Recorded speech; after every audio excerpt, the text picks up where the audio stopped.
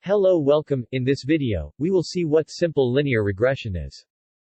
In statistics, regression models explain the relationship between variables by fitting a line to the observed data. Linear regression models use a straight line. Non-linear and logistic models use a curved line.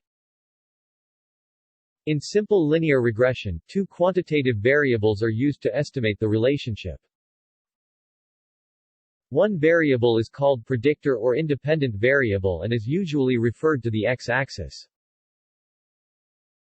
The other variable is called outcome or dependent variable and is usually referred to the y-axis.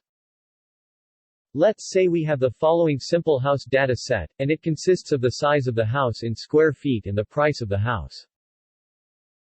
If we want to predict the house price for any size, we represent the independent variable size in the x-axis and the dependent variable price on the y-axis. Now let's see in detail on how to calculate the house price for 1,480 square feet.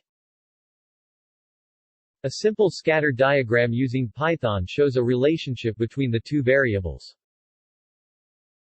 Now the task is to find the line which fits best in the scatter plot. The orange-colored line is called the regression line. Now we can easily find the price of a house for any size by drawing lines to the regression line as shown in yellow color.